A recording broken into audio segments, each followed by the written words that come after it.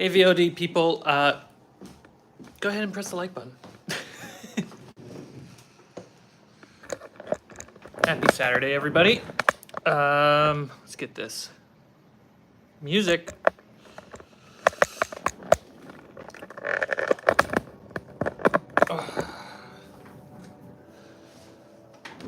So today we're going to be crafting more scaffolds. The set's coming together. The two pieces that we worked on last night working really well. They can hold well going in the same direction, at least the long way.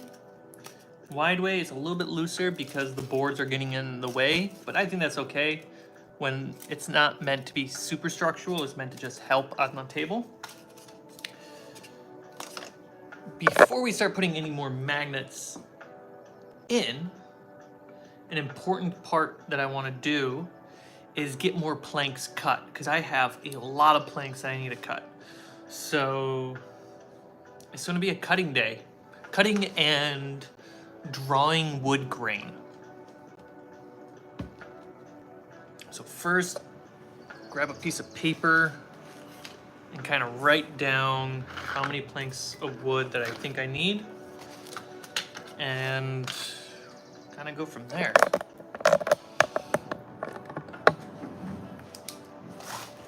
All right, so 7 on the top.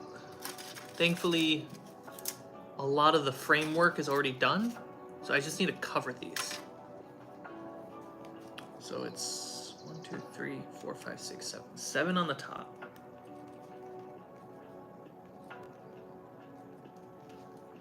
And 1, 2, 3, 4. So 28 planks need to be cut.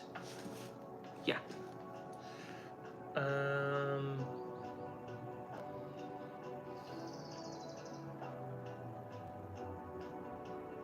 Unless I make one spare piece. Yeah, I'm gonna make one spare piece. So no spare piece. I'm just gonna go for the numbers. That makes no sense. 28 planks. How many legs? Because I might be able to just cut the legs. Allie, how's it going? Who's saying hi to me? No, there's an Allie in chat. Oh. Hi, CJ. 1, 2, 3, 4, 5, 6, 7. Oh, that's 4 per. So 1, 2, 3, 4, 5, 6, 7, 8.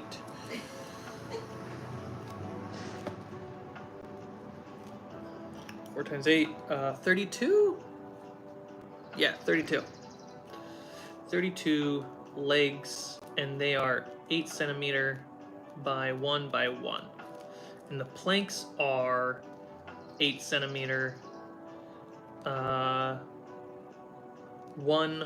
by 0.5.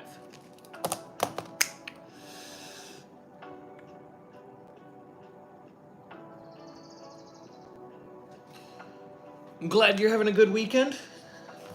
Got to sleep in, celebrated a friend's birthday party last night, and now back to the grind, back to the mill, because we're cutting wood. Hi, Chance.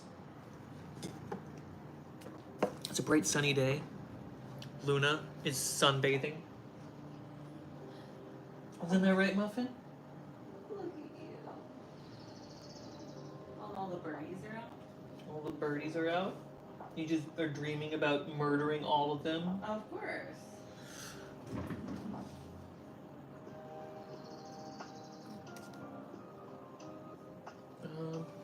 There we go. Let's stack some of these around. Last night we cut the top planks off of this piece and put magnets into the top of the legs. Came out great. I see one spot where it needs some repainting, but overall, pretty good. We had massive thunderstorms this morning, so it's hot and humid out. That's the name of my biography.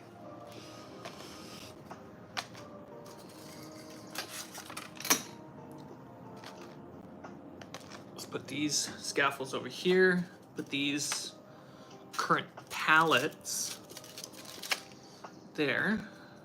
The gargoyle. Gargoyle can sit right on top. Make sure I'm doing my job.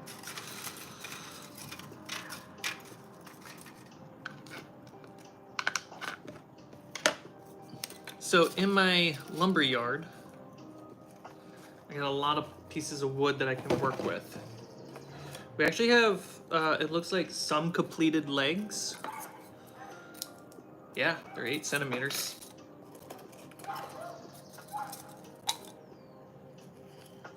Is this the same? This one's a little longer, so I can cut that down. Ooh, nice little dent in this one. That's cool.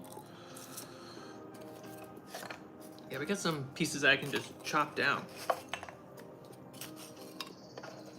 How many was it? 32? 32. 4. 8. No. 12.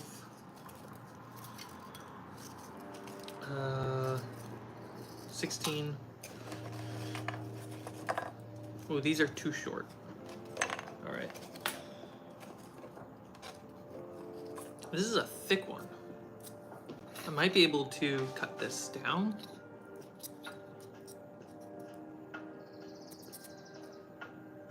Yeah, I'm pretty much going to get one leg and maybe like 2 planks out of this. That's nice.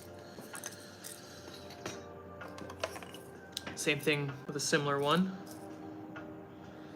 But then I got these big untouched chunks. Let's see, what do we got? Ooh, 2.5 centimeters. So accounting for the waist, I might be able to get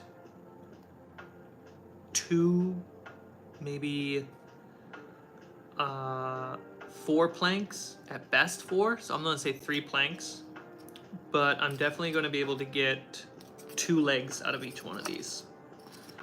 So that's from 16 to 20, 24. That's a lot of legs I'm able to get from that. That's great. Planks. These were originally meant for roofing for houses that I wanted to make. And I made one house. Before I make the next house, I want to do some just redesign work, rethinking. So until then, these are perfect for planks. So I don't have to cut up fresh chunks of foam. Great.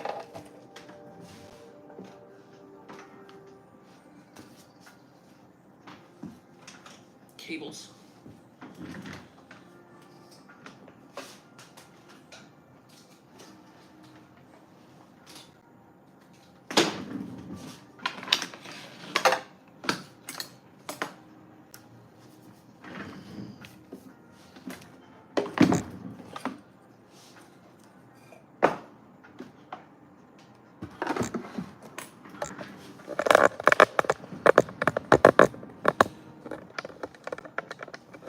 Good angle. Where do I want you? I want you a little bit more up front. So let's just move some stuff. Make the space.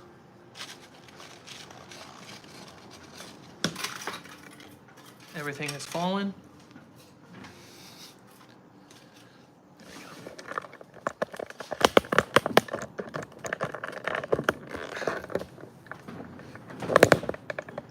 Sam Kent. Ooh. Lindwee? It's a nice organizer of bits and pieces of foam. Thank you very much.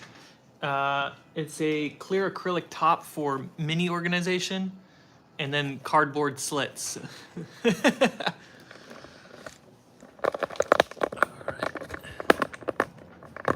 Ooh, I think that angle's gonna be nice. Yeah, you'll be able to see what I'm making.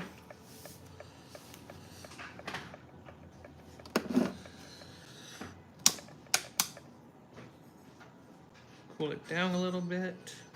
Right.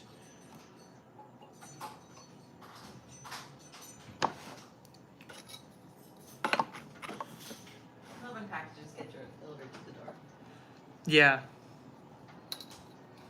Me too. All right, so that is 1 centimeter. So I'm just gonna slice it through. What if I bring you closer? Ooh. That'll be nice.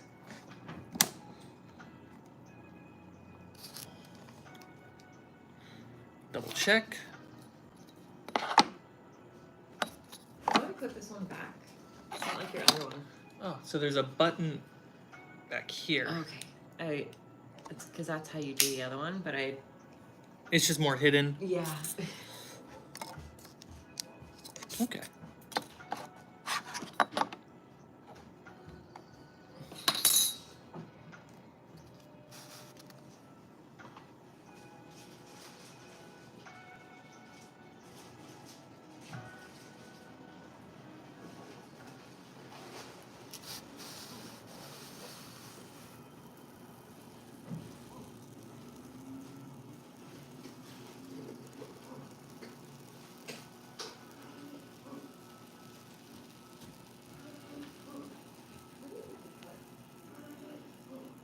Either someone's sneezing their brains out outside or something else is happening.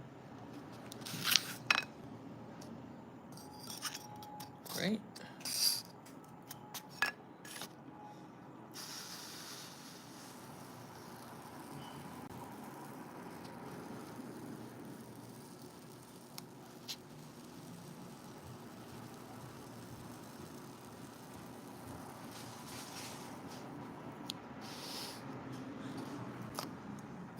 There we go. Plenty for a plank. Like new shampoo and conditioner. You got new shampoo and conditioner. Congrats. Thank you. Is that the stuff that you've been waiting for a long time? No, so when we were at Monty's, and remember they gave us those like hair samples? Mm-hmm. It's that. Oh, yeah. It's that brand, and I had been using it for a while, but I was leaving it in Uh-huh. to like extra condition, which you can do. Yeah. But then I decided one day, like, let me wash it out, and then like my hair loved it, and it brought like the volume back to life. Mm-hmm. So. That was a long time ago. Mm-hmm. Oh, congrats on getting some. So, yeah, because it's like $32 a bottle. Oof. Really cheap though for good shampoo. Otherwise, I'm stuck with like Pantene Provine, where you get a huge bottle for $10, but it destroys your scalp. Yeah, fair. Yeah. It's not vegan, but it's cruelty free.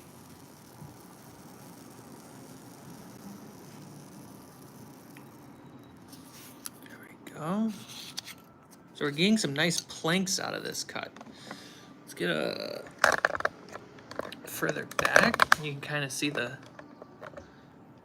pile that's building up.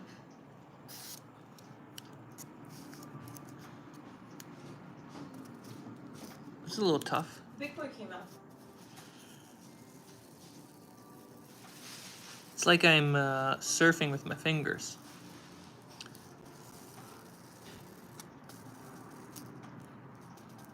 There we go. I might be able to use this piece. We'll find out. So we got 2 planks of wood out of this. So far.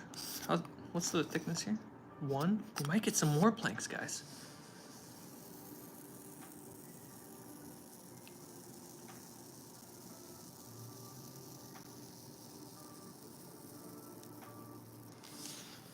That's 1 leg.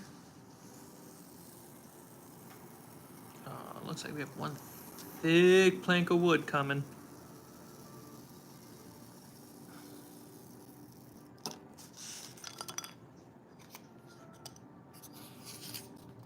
It's actually really thick for a piece of wood.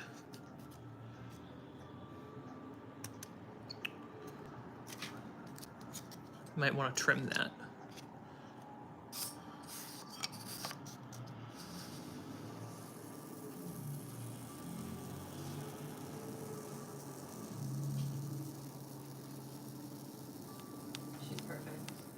Happy Saturday, everybody. Make sure you hit the like button. Thank you so much for hanging out.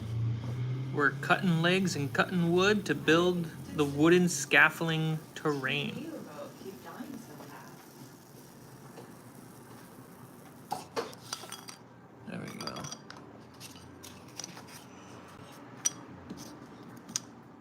Sweet. So we got 4 legs. That's a whole set. Got 2 ready-to-use planks. Oh, maybe 3. You know what? I think they're fine.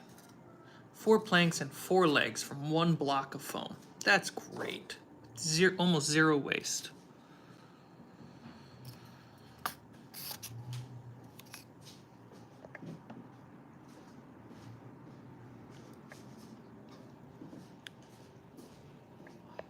Such a satisfying sound of the cutter.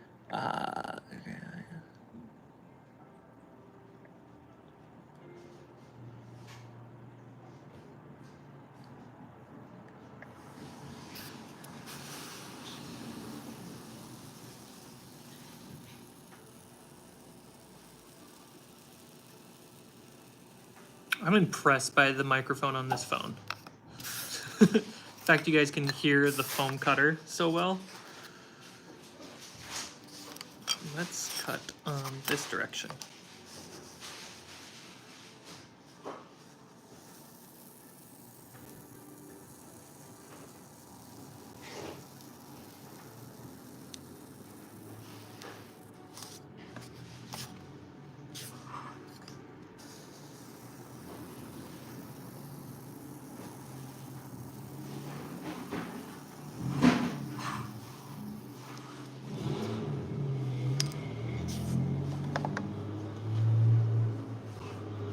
That's a big truck.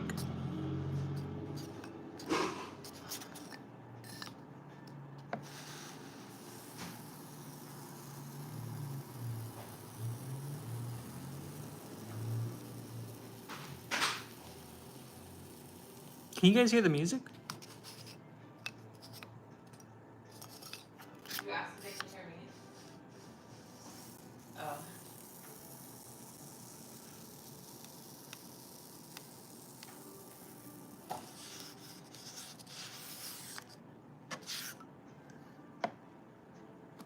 It's faded in the distance. Now bring it a little bit closer.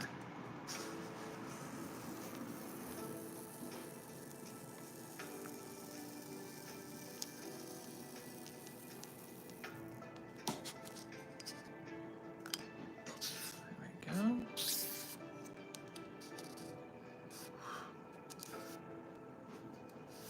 Oh, that's tough.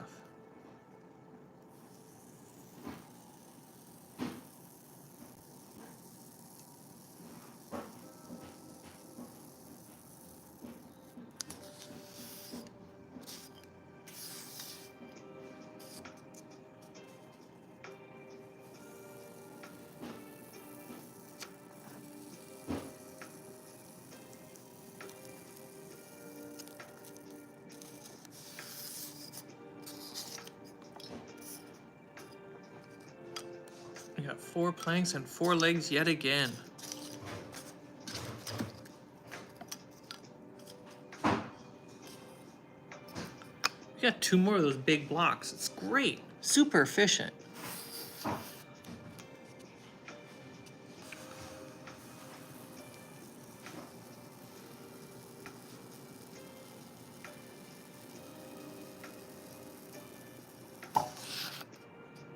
This morning I was working on my lore doc for my world Aida.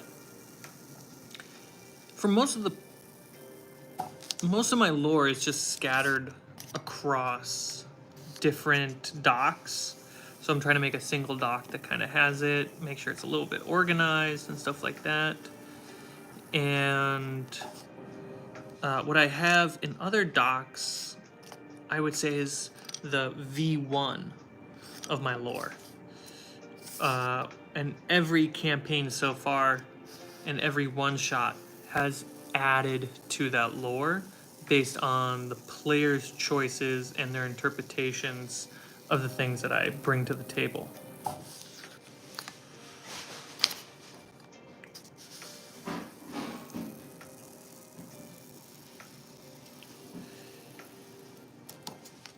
And so I was writing all that stuff out, kind of feeling really good that the lore is all lining up, and making sure that the themes that I want to communicate with stuff are all written down somewhere. And I think the hardest part is the monsters and the ancestry / like races of the world. Because I don't want to make it too complicated, but I am trying to regroup and simplify certain categories. For instance, in Aida, there is no heaven or hell in the perception of Western ideology and cosmology. There is a underworld called the Umbral, but there's no heaven or hell, and therefore that, by the way guys, another 4 planks and 4 legs. So when it comes to celestials and fiends, that makes it really difficult from when it comes to categorizing and understanding stuff for a game mechanic. So it's like, how do I write this in a way that you understand the setting, no matter a game system you play, but also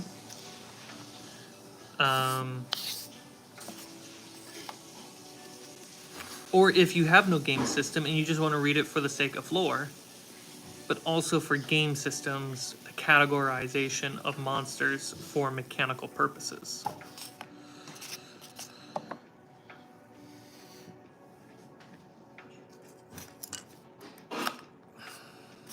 These are a little crooked and stuff, so I'm gonna have to clean that up.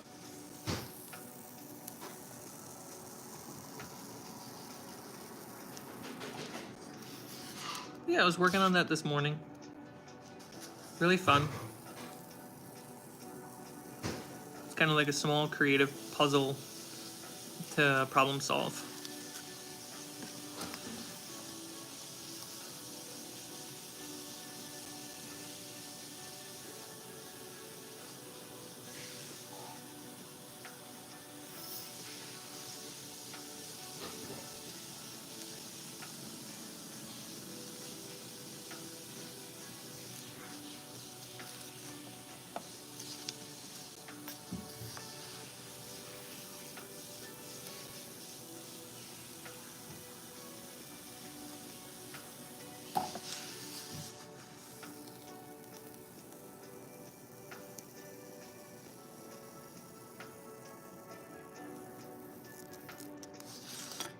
Cool.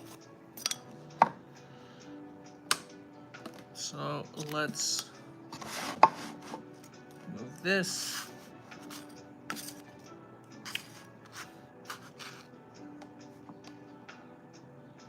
Yeah, some of the legs are not a perfect 8 centimeters. So what we will do is make sure that this is the top.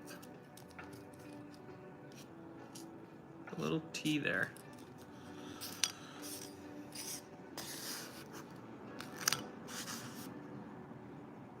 Okay, that's fine.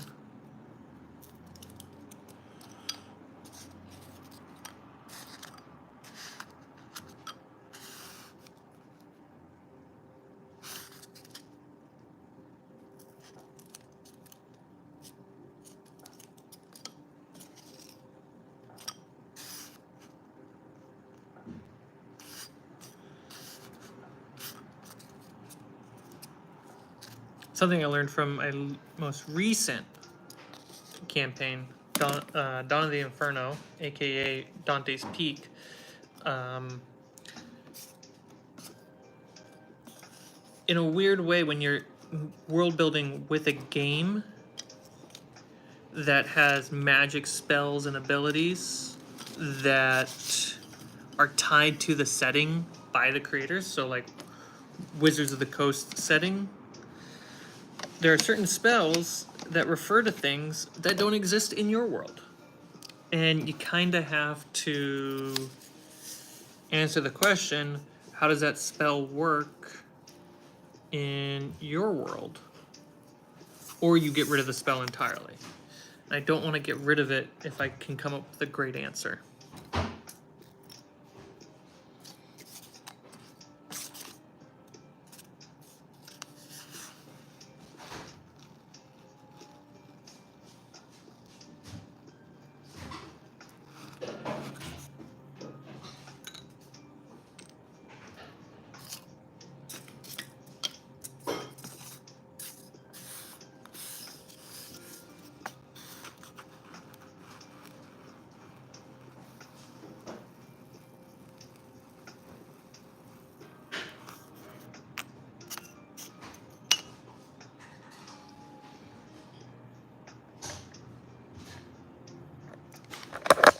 All right, let's check the chat. It's been a minute.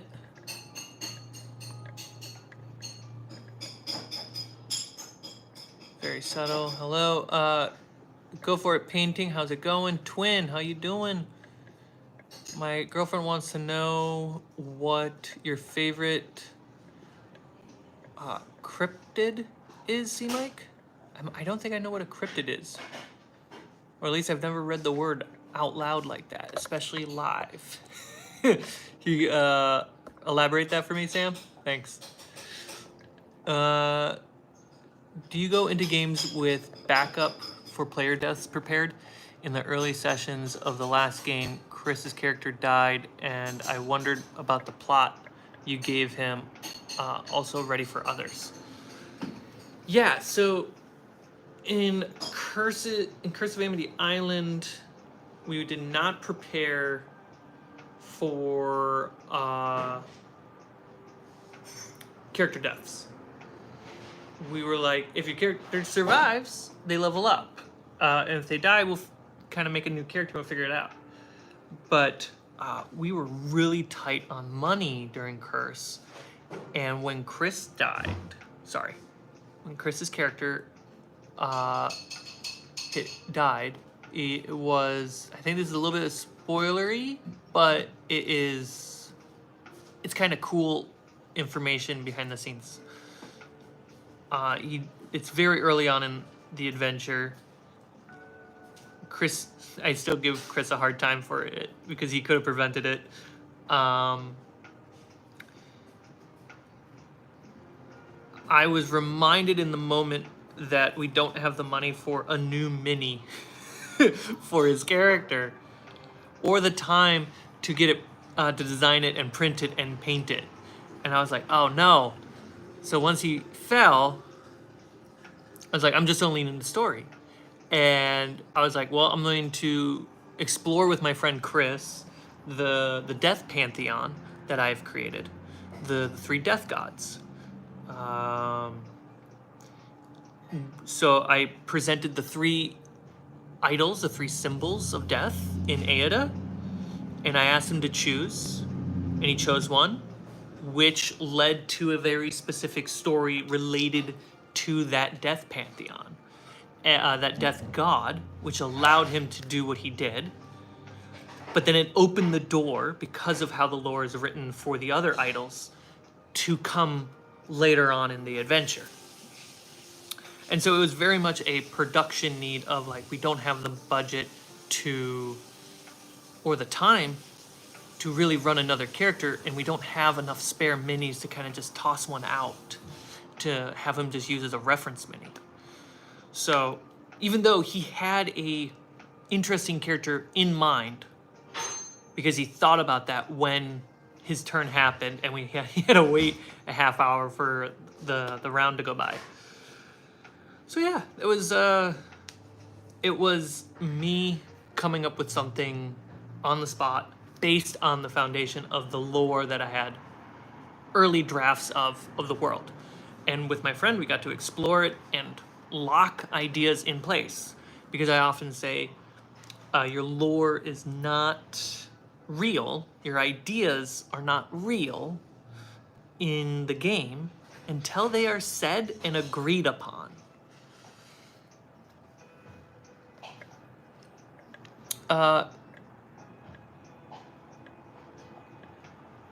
Cryptids are things like Bigfoot, Mothman, stuff like that. Bigfoot, Loch Ness, monsters, Yeti, Jersey Devil.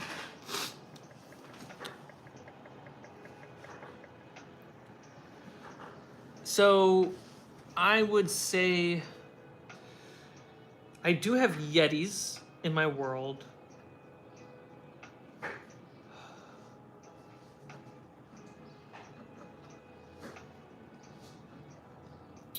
But they fall under fantastical beasts. So the way the category goes, there's a lot more Fae stuff happening in Aeda.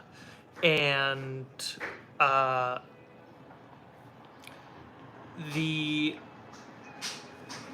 it is more interpreted as spirits of the world. We use kami and Shintoism as a prime example and guide. And then there are great ones, which are celestial powered spirits.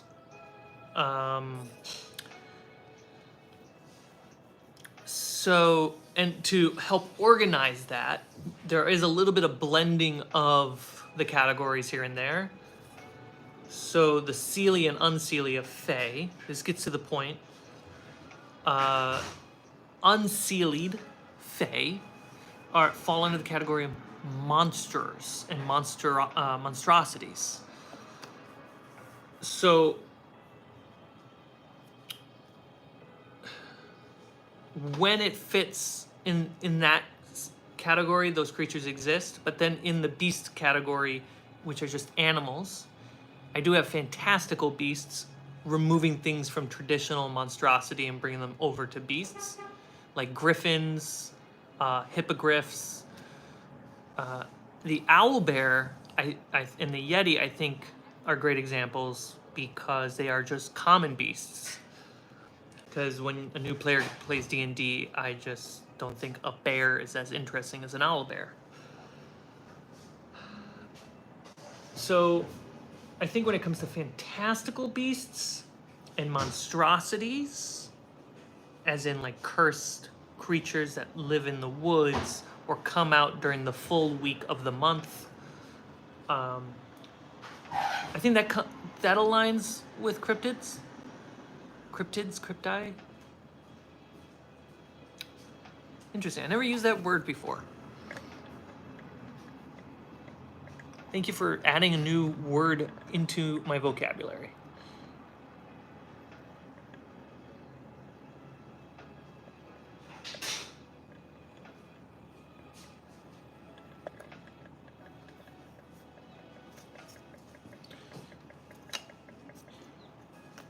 What am I trying to cut? Here we go. I'm gonna set up this cut and we'll get right back to it. Yeah, that night I quickly got the whistle sound effect from Puss in Boots to help communicate death. And it was funny that Chris at the time had not seen Puss in Boots, so he didn't know where the source of the whistle is from, when it's just me referencing a really good movie. And I put that into the speaker and played it for him. And it kind of just, yeah, we built it as we went. Sweet, we got another. Let's see if I can get a piece of wood from this. Did my answer of monstrosities, fae, beasts, and fantastical beasts answer the question? I feel like it's a little unsatisfying.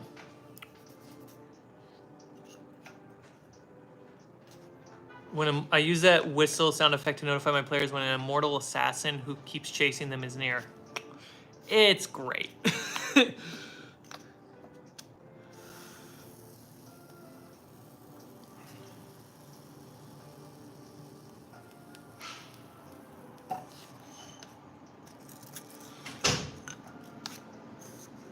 But like, in the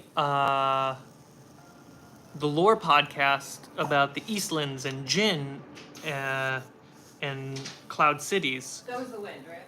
Yeah, that was the wind.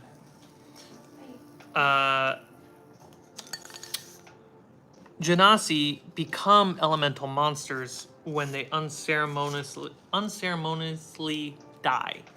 So if you don't respect their passing, they will become a monster of the world.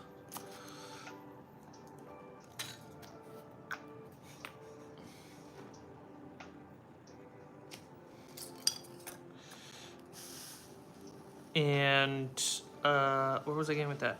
Oh, and we talked about in the podcast how either, because this is unknown, because it has not been said out loud at the game. Hey, Sneaky, is either the Pantheon of Death did not exist during the primordial age when the curses began, or they were developed because of this supernatural thing that happens to Genasi to help prevent monsters from becoming monsters.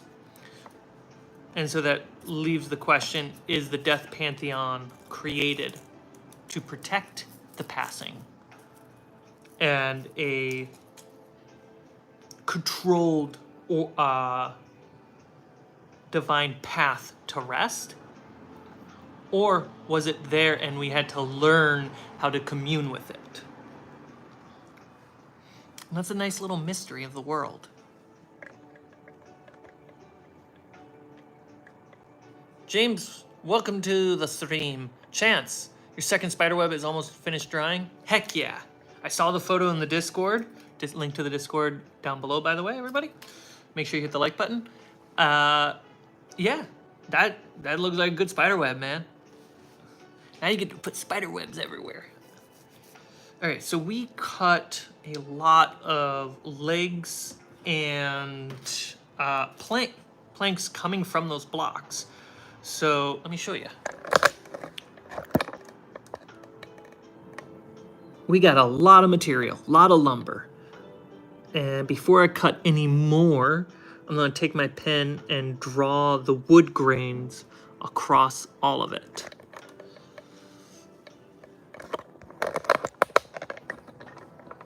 So turn this off, slide it over, and get even more work done.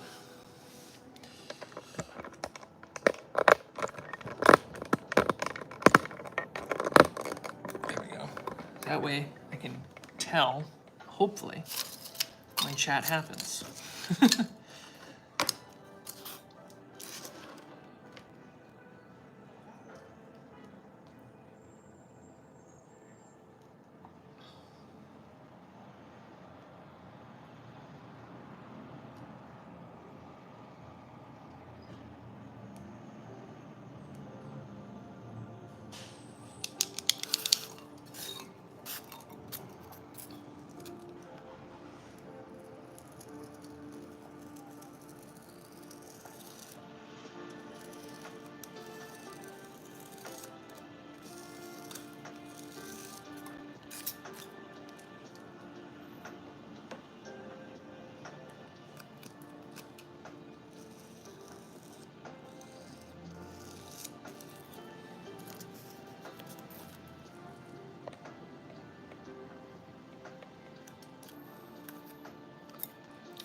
That could be.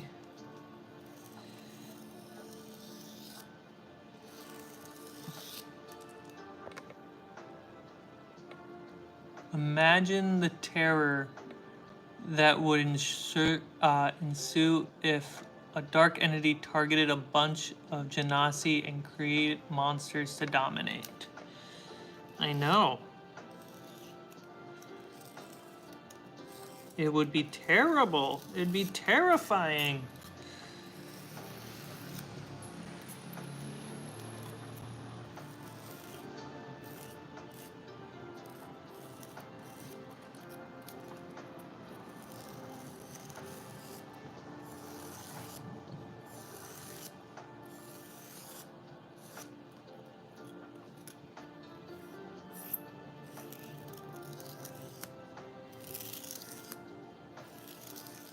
hate this side of some of my foam where it's just like this weird little plastic side.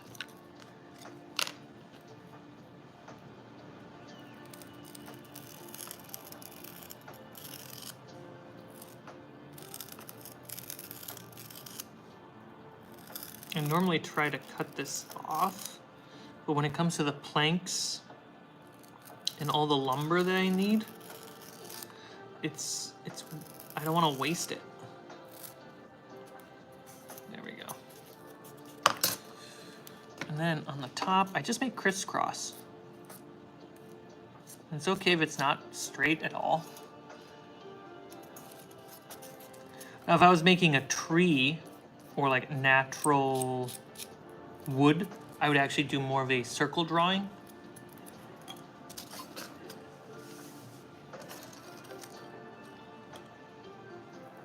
Is this the plastic side?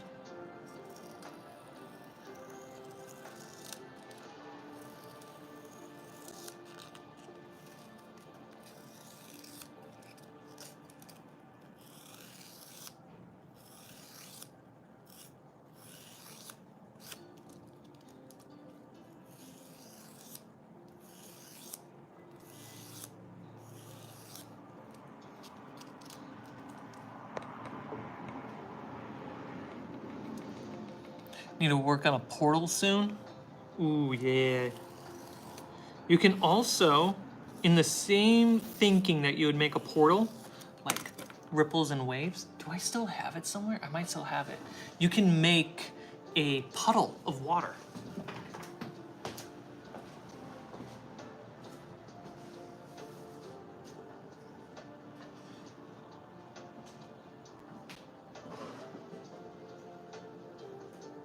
I might have tossed it out.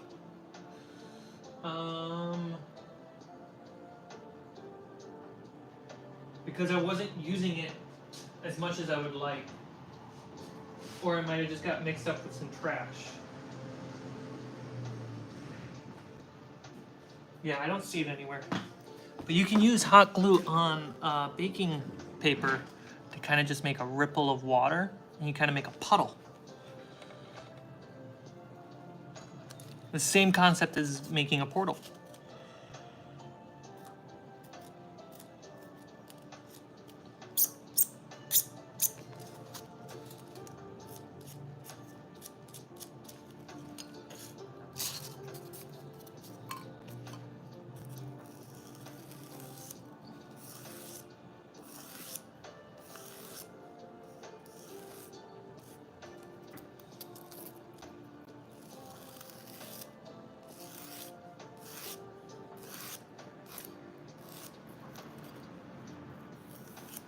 Another plastic side.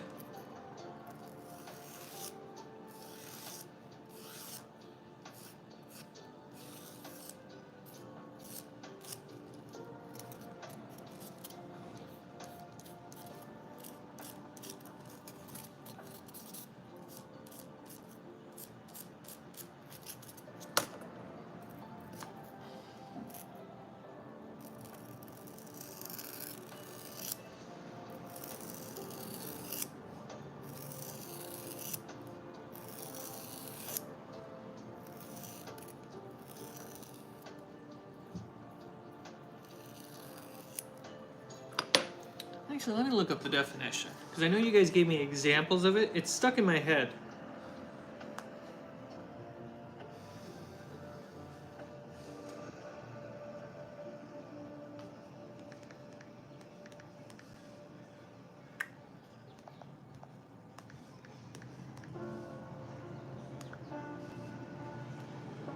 Cryptids, mythical creatures. Alright, here we go. Mythical creatures or beings whose existence cannot be proven by science. Okay. So the word crypt in the use of this is crypto attached to zoology. Got it. That may exist somewhere in the wild. Okay. That helps my brain a lot more than the examples.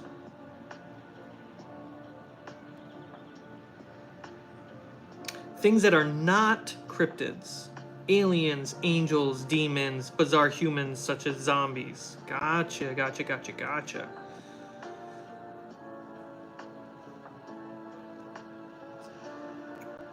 A creature that is found in story that some people believe exist or say they have seen but has never been proven.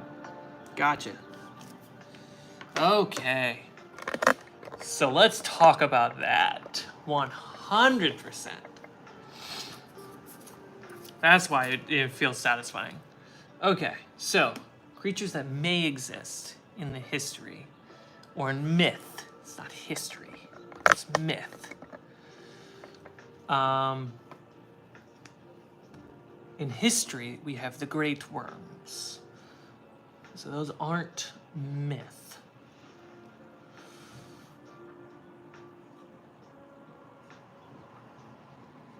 Well, at a certain point, history can be retold. So the great worms might be a myth by the second dawn, because I organize my world through historic eras. The great worms existed during the primordial age, the age of thunder, and in the first age of wrath. So by the time we get to the second dawn, which is the time period of Curse of Amity Island, the great worms would have been considered now myth, because there's no evidence of them. There's evidence of dragons, but there's no evidence of great worms. And even in Dante's Peak Adventure, there is talk of great worms by the dragons. And it's almost as if the great worms are myths within the dragon lore.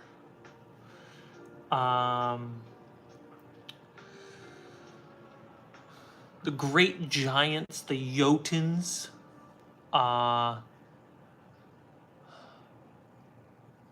they are both history and myth. Same thing with the great worms when it comes to the second dawn. Post-dawn is very unaware of pre-dawn events. Pre-dawn events, I could argue, like, there's a mix of, like, we're excavating and learning about our history, but at the same time, we don't understand it or how everything came to be and together. So we have to fill in the blanks with myths and stories.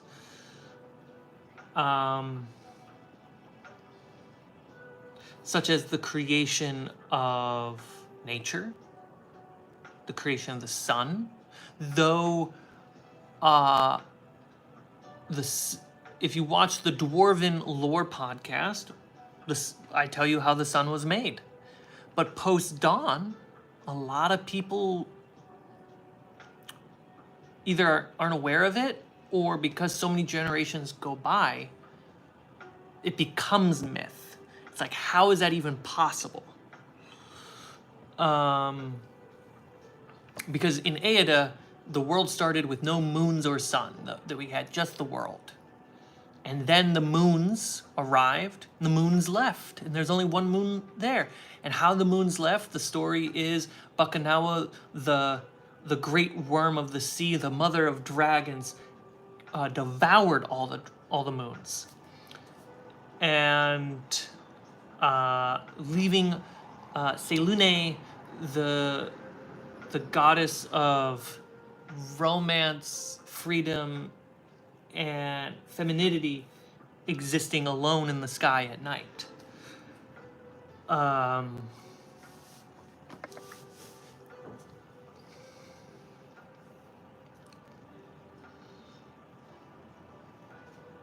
It's hard to create mythological creatures in a fantasy world where there are magical creatures.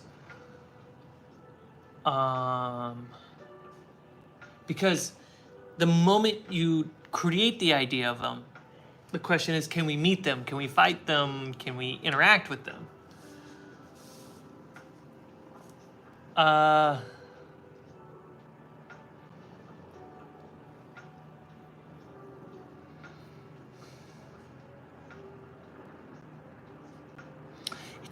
That's very interesting. Because it asks the world creator to create monsters and creatures that don't exist, even in this fantasy world.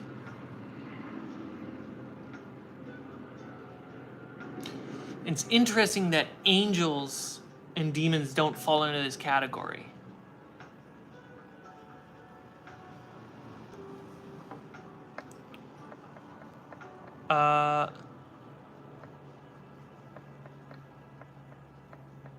What are great worms exactly? I thought they were dragons or wyverns. Sure. So in typical D&D, a greater dragon or like a true dragon, right? That's your 6-limbed dragon, 4 legs, 2 wings. Wyverns are your lesser dragons. They're 4 limbs, 2 legs, and 2 wings.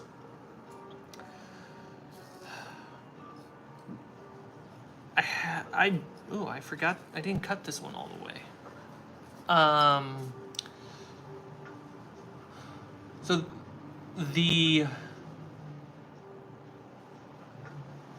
I have a lot to talk about when it comes to dragons in Aoda. Great worms are different than dragons when it comes to Aoda. Great worms were the first dragons. The first 2 was the mother and the son. The mother was Baccanawa, the son was Anaphirax. The first dragon born in Aoda, and Anaphirax is created of magma and fire. Think of Lord of the Rings Balrog, but a dragon. And then there are red dragons, right? Descendants, great descendants from Anaphirax. And the same thing can be said about the great worm of frost, the great worm of storm, and the great worm of nature that came last because nature was last to arrive on Aoda before civilization.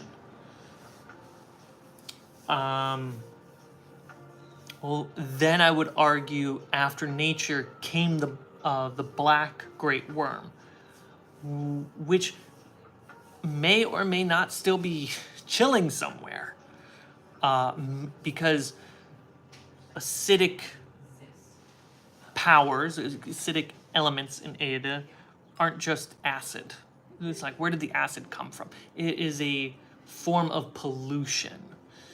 Pollution comes from civilization. So the creation of the first great worm of pollution, ooze and slime, came from the hands of the existence of creating things beyond nature.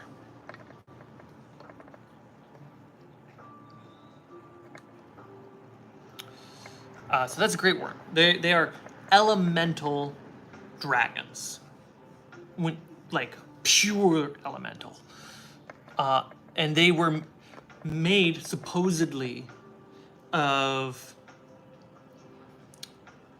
the wrath. Like, as I said, when Genasi die, if they're not taken care of and put to rest, they become elemental monsters. Enough of these elemental monsters that were created in an unrestful energy that leans towards wrath collided and created the great worms. And so they were born of the unrestful, wrathful spirits of the first people. So they have, in their wrath and ignorance and pride, they believe they are the dominant force that is of and owns the world.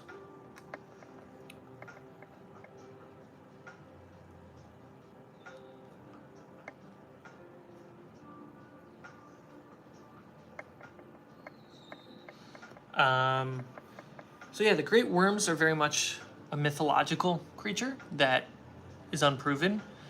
The great giants, they did exist, but in many ways they are thought of as mythological creatures. So they kind of like on the fence. Oh.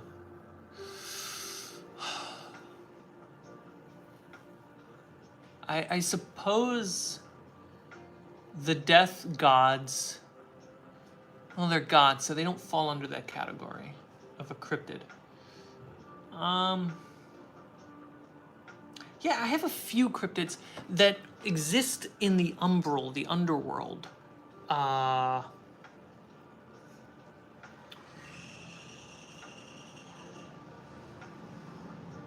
I have to put some more thought to it, because, like, it's kind of where you kind of have to section off what monsters are going to be real and what monsters are not going to be real. Because there's a joy and a fantastical nature of finding monsters and learning about them. Yeah. Lore Veda. So I gotta draw some more. I need to draw more, guys. Let me cut this one.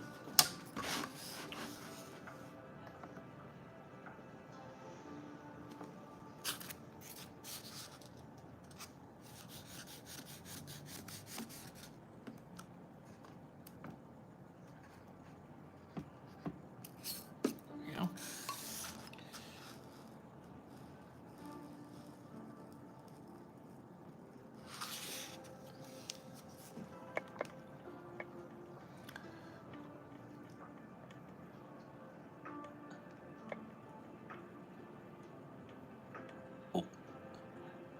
I thought they were asking about cryptids in the real world. If they were one of my favorite ones in the real world,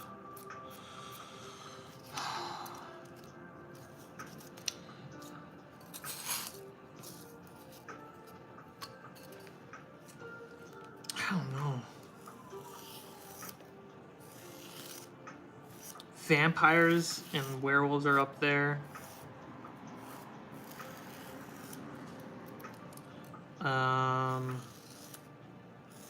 I guess dragons, for the real world purposes, dragons are definitely up at the top.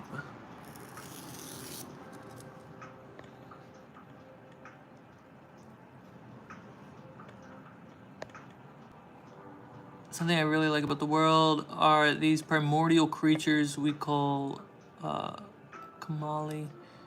They are almost like sandworm scale, each with their own purpose. That's neat.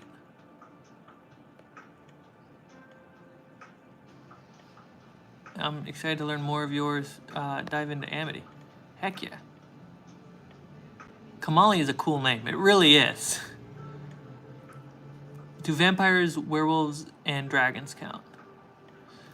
I feel like they do.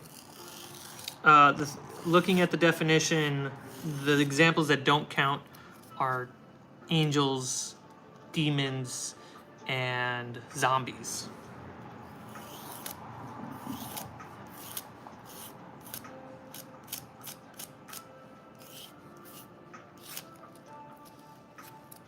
I'm not a fan of Bigfoot because I've learned some of the origins of the Bigfoot lore, and I just don't care for it.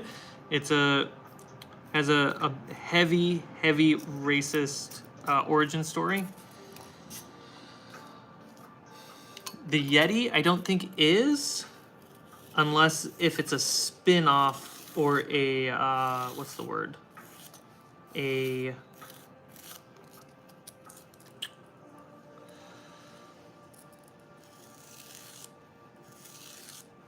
I don't know what the word is. I know what the word is. I can't remember the word. It starts with a D.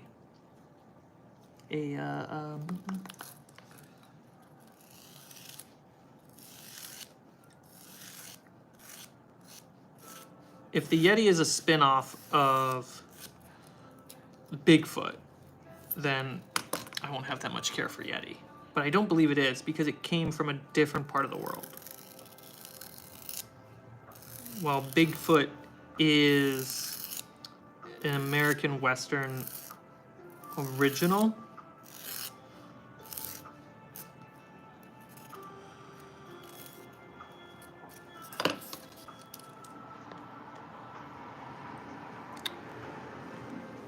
maybe entities that may be considered cryptids by cryptozoologists.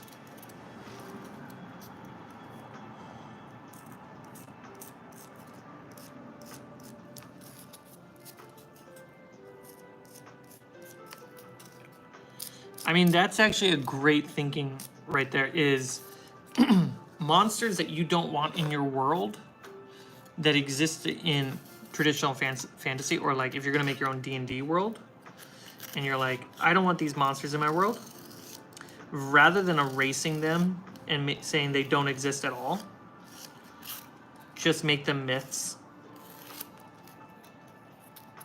Myths with good stories, bad stories, whatever have you.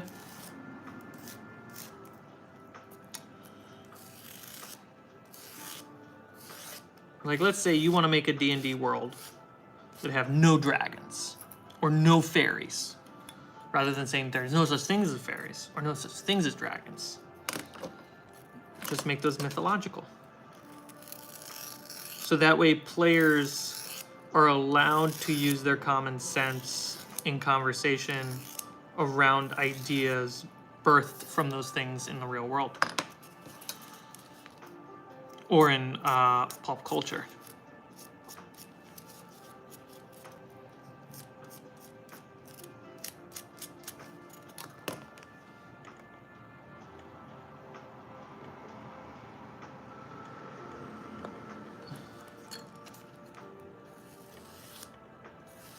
This is a fascinating thought experiment for fantasy world building.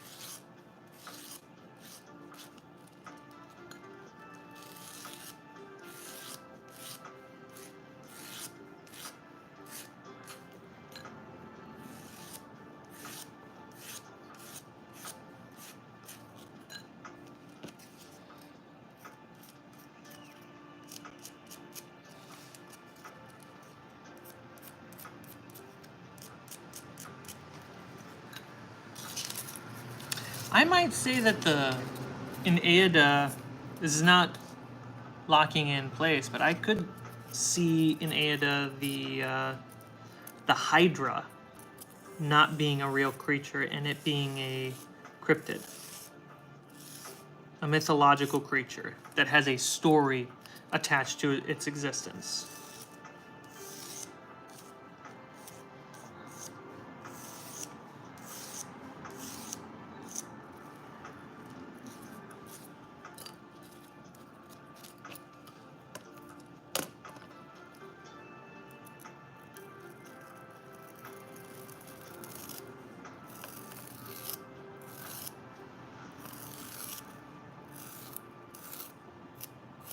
Oh, you know what's a cryptid in my world?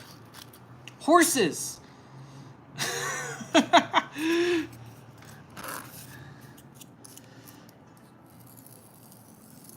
I totally forgot. The closest thing to a horse in Aida are elks and reindeer. They're the closest thing. And the difference between an elk and a reindeer is reindeers are found in tundra, while elks are found in plains and forests. But a horse does not exist in Aida. And therefore, Pegasus do not exist, nor do unicorns. In fact, I would say a horse would be considered a unicorn by the mythological use of the word unicorn.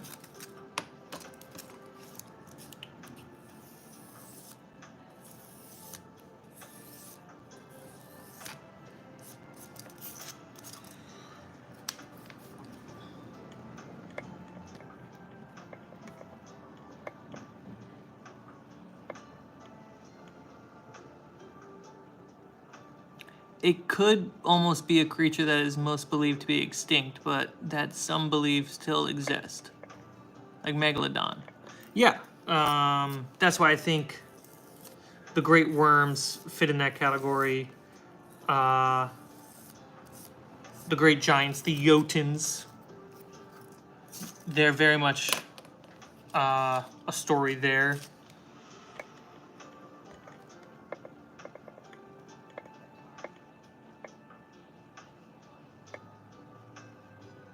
The section of the world we are in right now has a hybrid horse called Orchestra, the forest and the land. Oh, that's neat.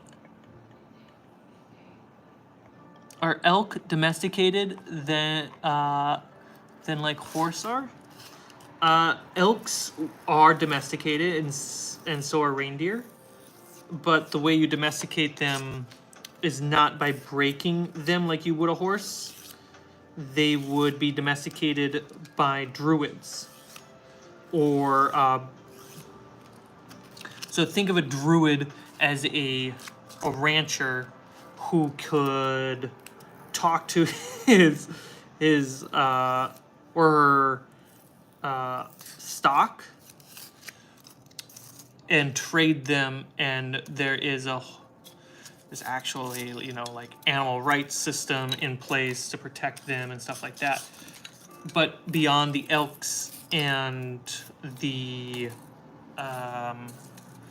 elks and reindeer, we also have axbeaks, which are the primary riding animal in the world. They're essentially elk-size birds, elk-sized chicken that you ride around. And they're called axe beaks because their beaks are the shape of battle axes. And they can survive in the tundra, the desert. And elks and reindeer are more of farm animals that would replace a lot of... No, not farm animals. I'm sorry. I'm forgetting a creature. So we have So I thought about this a while ago. Axbeaks are creatures that we ride. Elks and reindeer are creatures that pull, like wagons and sleds and stuff like that. And then there are turtles. There are giant turtles that are agricultural creatures. They require less food. They just need more water, and they live super long, so they can be passed down generation after generation throughout the farm.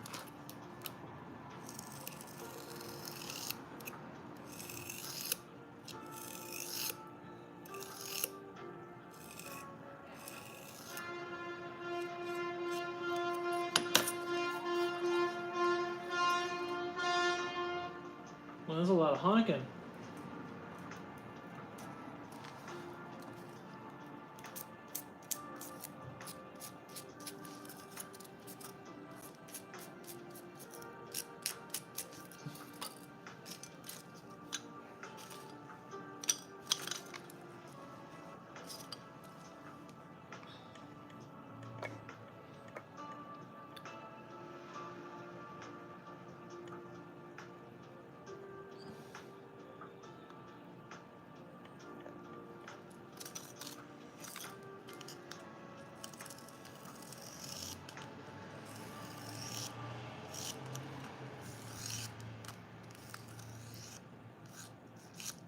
And then I replaced bears with owl bears, just in general.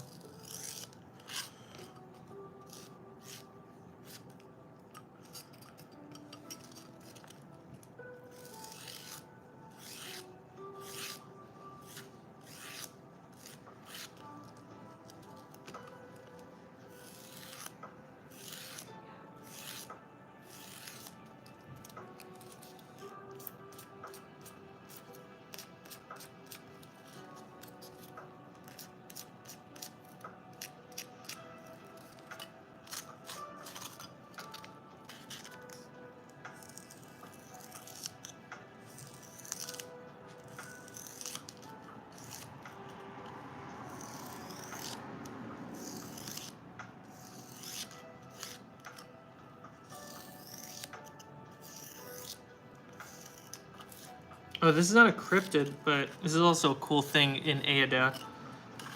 For Dragonborn, which are just called Draconians,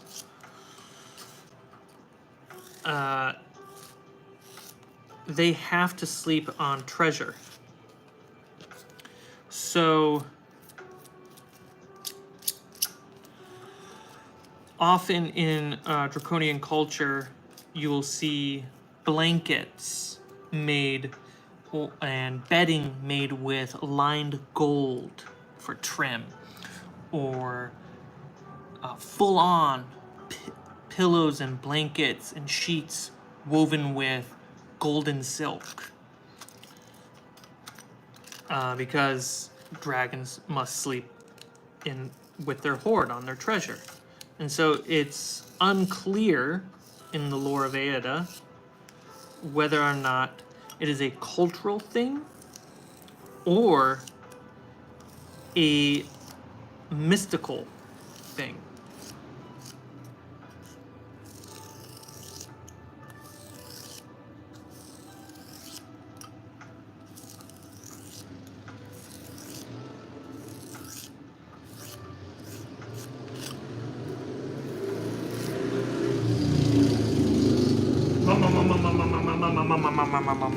Engines outside my window.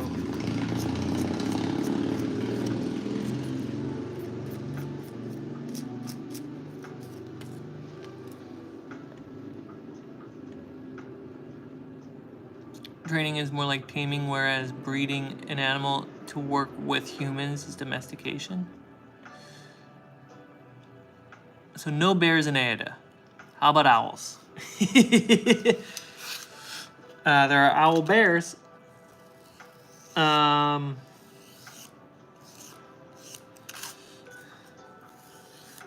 Are there owls? Yes, and they're used by wizards.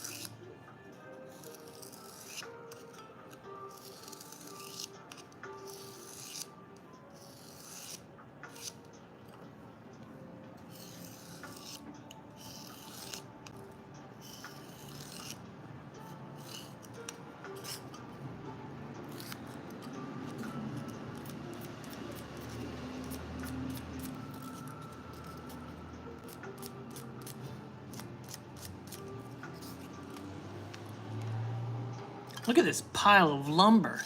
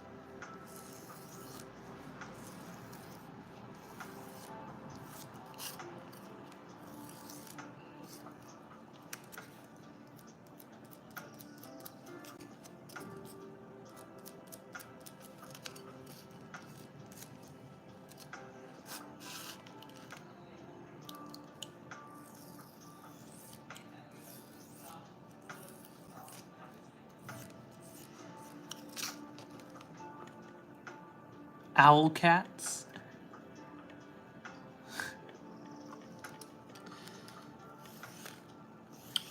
You know, there is a monster in D&D that has like a cat. It's like typically a wizard's familiar or a witch's familiar. It's a cat with feathered wings.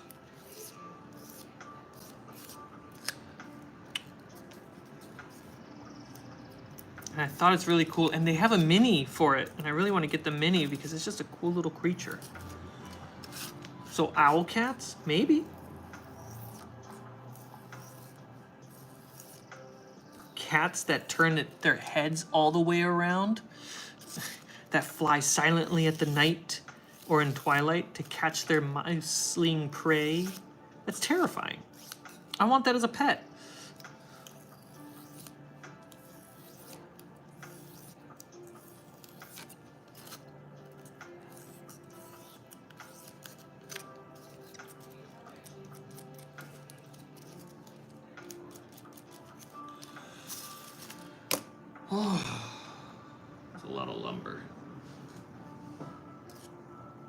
toss that in.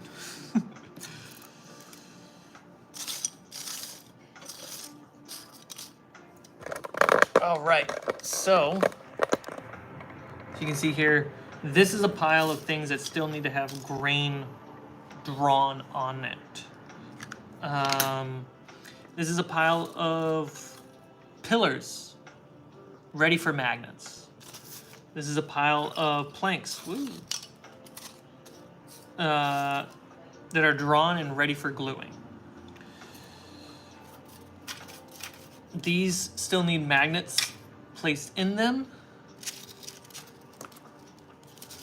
This has a magnet, this has a magnet, and then these still need magnets placed in them. And then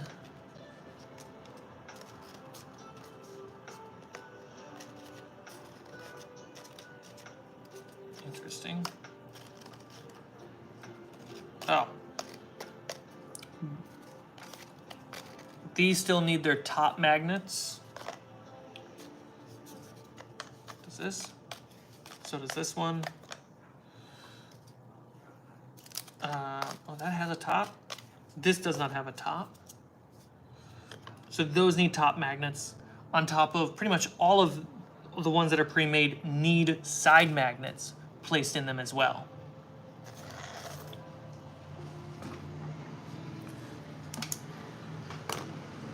But I'm calling it for today because I would like to go edit the last episode of Curse of Amity Island and get it a little bit further. It is, the current cut is an hour-long episode, and there's still an hour worth of footage left.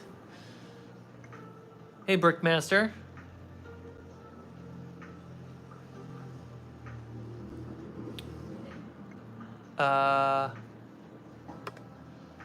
So I got a lot of work to do, and I also need to eat. I'm kind of hungry. So I'm gonna go eat, and I'm going to go edit.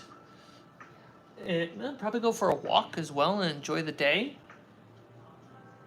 So thank you so much for hanging out while I craft and draw wood into foam, or foam into wood. Thank you so much for liking the stream and being a part of the community. It's really great having you here. So, have a wonderful rest of your day, afternoon, evening, and of course, have a wonderful good night.